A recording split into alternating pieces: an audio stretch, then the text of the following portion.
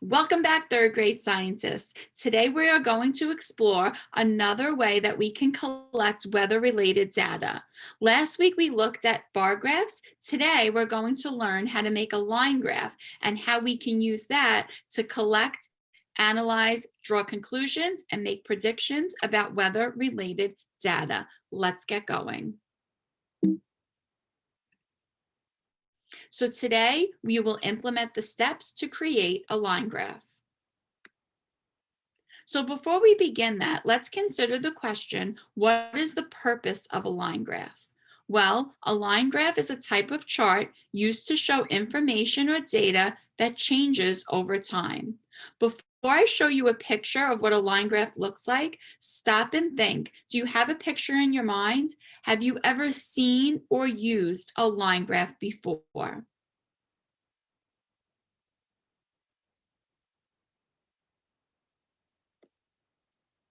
Well, how do you collect the data for a line graph? A line graph can be used to collect data over a period of time.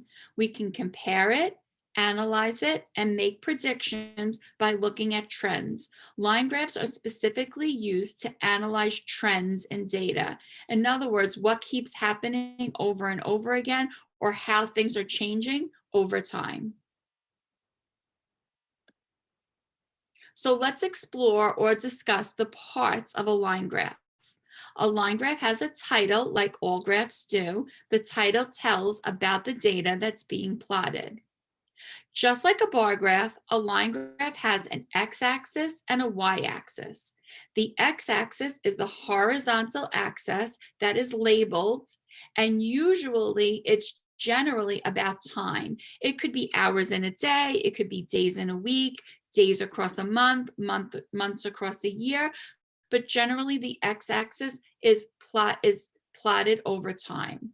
The y-axis is the vertical or up and down axis. That is generally the quantity in numbers. So what are you measuring? It could be inches of rain, it could be temperature in degrees. Generally, the y-axis is the quantity of the data you're collecting in numbers. That quantity is plotted with points on the graph, and then those points are connected to show the trend. The trend is when we draw the points, we join the points to draw the graph. And that's how we analyze, make predictions about the data. So let's try this together. Let's make a line graph. So you can see I've set one up for us already. I have my title, and it's called High Temperatures in New York City. So the purpose of this line graph is to collect the data of the high temperatures of the day in New York City over the month of April. So if we move down to the x-axis, you can see the x-axis are the days of the month in April, starting with the first day, and it's going to continue to the 30th day of April. The y-axis is the temperature in degrees Fahrenheit. So you'll notice my label for the y-axis. The lowest temperature I have here is 40. The highest is 60 degrees, and it's plotted in 5-degree increments. So each day, at the end of the day, I would check the weather, look for the high temperature, and draw a dot on the graph for that day. Now, what we're going to do together is connect these dots to look for the trends.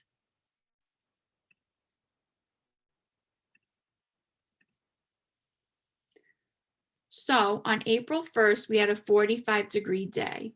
The next day, the temperature rose to 50 degrees for the high, but the following day dropped back down to 45 degrees for the high. The next day, it jumped to 55. It stayed there for 2 days in a row as the high temperature, and then dropped down to 50. Now, connecting these points on the graph makes the trends more evident. We can see that the temperature was kind of low towards the beginning, then beginning to go up, but still not consistently staying there yet and dropping. If I could make a prediction, I'm going to think that the temperature is going to keep staying up in the higher range because it seems to be the most consistent there. And April's a spring month where the weather is changing for the better and the temperatures are going up. So this graph will help me to prove and confirm my predictions. This is how you make a line graph, boys and girls.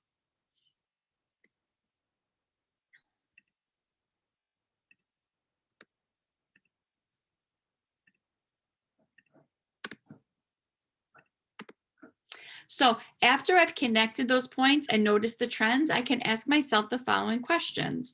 What are some comparisons we can make? What was the high temperature so far? What was the low temperature? And what predictions can we make about the temperature for the rest of the month? These are the questions you can consider when making a line graph. Keep up the great work. Keep analyzing that data, studying weather trends, and keep learning. Great job, third grade scientists.